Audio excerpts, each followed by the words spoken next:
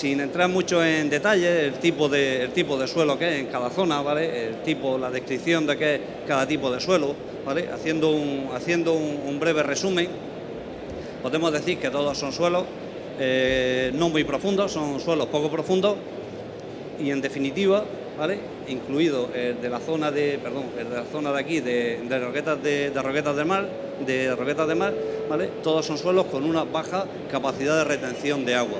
Se va a hablar mucho aquí hoy, en otros días y en otros sitios de aplicación, agua, cantidades de agua, ¿vale? Pero realmente nunca se habla del tipo de suelo o la estructura del suelo, ¿vale? Que fundamentalmente es lo que se basa nuestro desarrollo y nuestro estudio.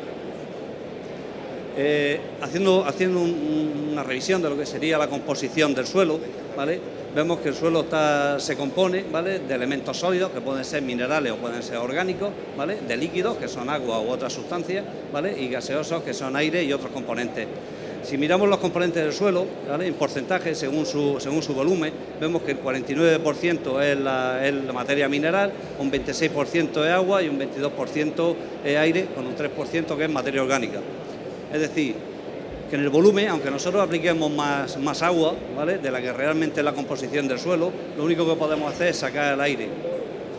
Las raíces de la planta son las que realmente importan, ¿vale? No digo importan como valor, digo importan porque son las únicas que meten agua, nutrientes, incluso el oxígeno a la planta, ¿vale? Si le sacamos el aire al suelo, esas raíces lo que van a hacer va a ser cerrar los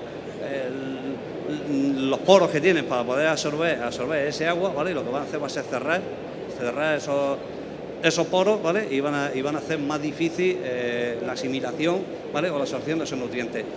Si miramos esos componentes de suelo en porcentaje de peso, vemos que el 80% de ese peso, ¿vale? Es materia mineral, un 18% de agua y un 2% materia orgánica.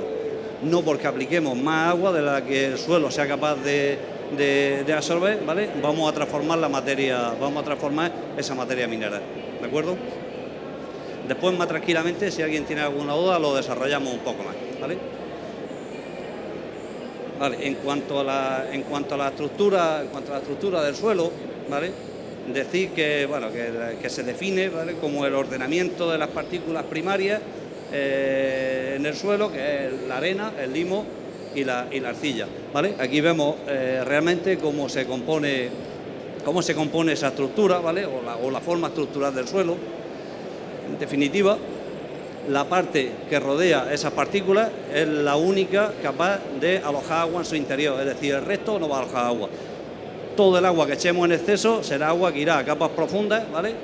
O en el caso de los suelos de Almería, porque son poco profundos y tienen poca capacidad de retención de agua, lo que se va a hacer va a ser quedar ese agua en superficie, todo lo hemos visto en los invernaderos, agua que se queda en superficie, que termina proliferando algas, que termina un agua que queda totalmente expuesta a la exposición de evaporación. Luego nos vienen problemas añadidos que serán botritis, etcétera, etcétera, ¿vale? Cuando se aplica materia orgánica o cuando se aplican ácidos húmicos, la única finalidad o la principal finalidad de esa aplicación de ácido húmico es que esas moléculas, que son más pequeñas que las partículas de arcilla, ahí están puestas como en barras de color azul, lo que hacen esa materia orgánica es que envuelve esa arcilla, ¿vale?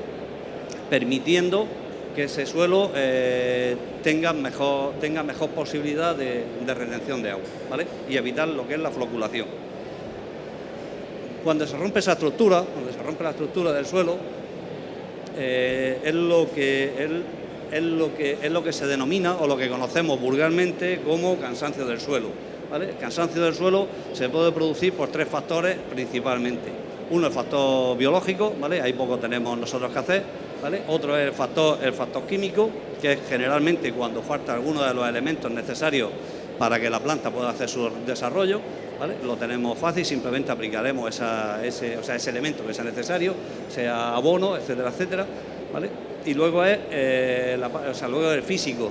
El físico, generalmente aquí en Almería lo alteramos, o sea, vemos cuando se altera, y es cuando se hacen las rotulaciones en los invernaderos y se hacen los enarenados, ¿vale? Lo que hacemos es una modificación de la estructura. En cuanto a dentro de la estabilidad, ¿vale? La estabilidad de la estructura se define como la resistencia que los agregados del suelo ofrecen a los agentes disgregantes, bien sea externos, agua, pisoteo, laboreo, etcétera, etcétera. La estructura y su estabilidad se relacionan con el crecimiento y desarrollo de los cultivos, ya que influye indirectamente en propiedades tales como la infiltración, compactación y movimiento de agua en el suelo.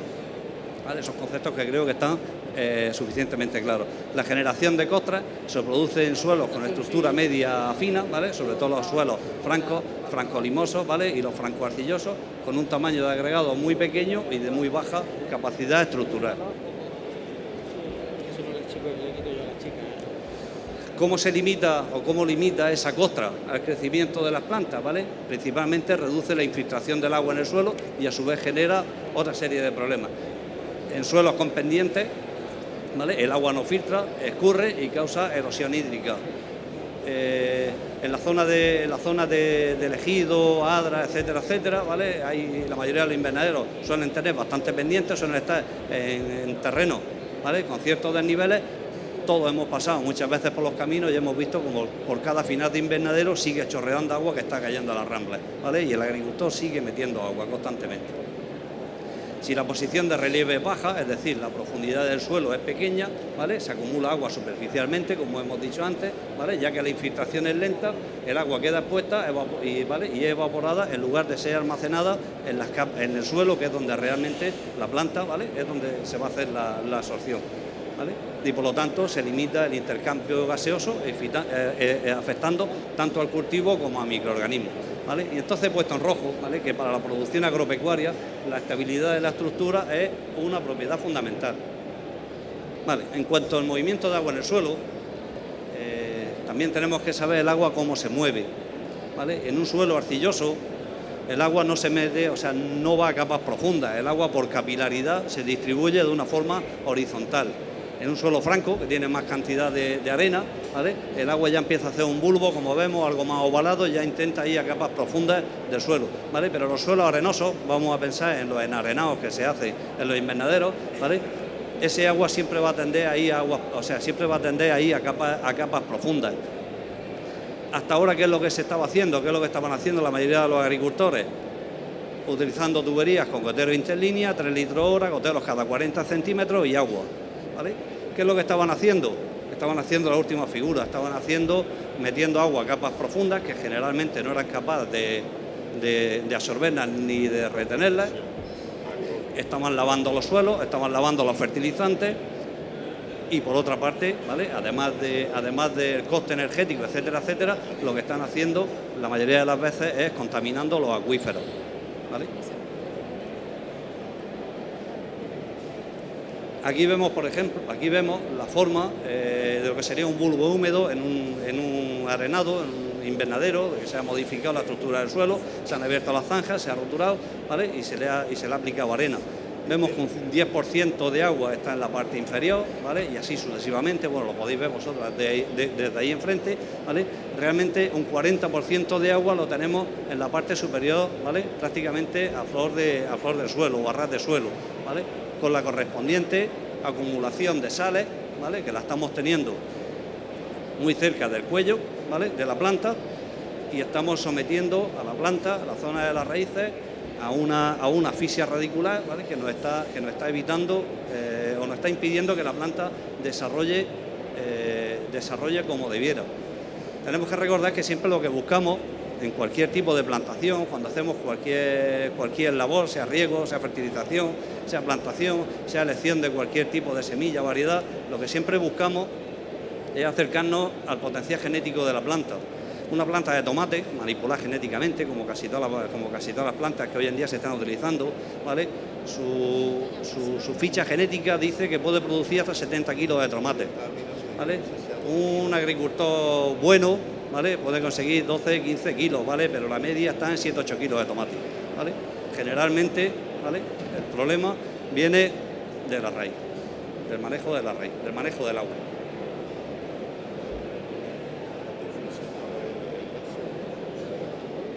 Vale, en cuanto al riego, lo que ha sido nuestro desarrollo, lo que hemos visto después de todo este tiempo, es que en suelos de esta zona, que tienen poca capacidad de retención de agua, de hecho todos los trabajos, yo creo que prácticamente todas las empresas, todos van en la misma dirección, y hacer riegos de poco tiempo, con caudales bajos, lo que se llama riego capilar, ¿vale? ¿Qué es la capilaridad o por qué riego capilar? Vamos a pensar en un terrón de azúcar que vamos a meter en un café, ¿vale? Cuando ponemos el terrón de azúcar, ¿qué es lo que hace el café? ¿Vale? Inmediatamente pasa de la zona húmeda, pasa a la zona más seca, ¿de acuerdo? Eso es nuestra orientación, lo que nosotros le decimos a la gente que tienen que hacer. Riegos de poco tiempo y de bajo caudal. Ese agua, por capilaridad, se va a desplazar con mucha más facilidad por toda la zona seca. Vamos a tener todos los poros del suelo, los vamos a tener todos llenos de agua, por lo tanto vamos a tener una reserva que la vamos a tener constantemente a disposición de la planta. ¿Cuál era la tendencia hasta ahora? Es la imagen de la derecha. Grandes cantidades de agua, ¿vale? Un agua que no puede moverse por capilaridad, porque evidentemente lo que está es percolando, está yendo a zonas más profundas, ¿vale? En el caso de esa imagen sería una maceta, lo que simula es que por los aliviaderos de la maceta inmediatamente saldría fuera del suelo y por supuesto no se podría aprovechar por las plantas, ¿vale? El movimiento de agua por la tierra es afectado directamente por la cantidad de agua liberada por los goteros, ¿vale? Generalmente hablamos de goteros de 1 litro, goteros de 1,3 litros, ¿vale? No más. El sistema de goteo CNL, o sea, lo que son los goteros antidrenantes de bajo caudal, ¿vale? Hace que el flujo de la solución sea por difusión en vez de por gravedad, lo que proporciona una mayor y mejor irrigación y ayuda a evitar concentraciones de salinidad en la zona de la raíz.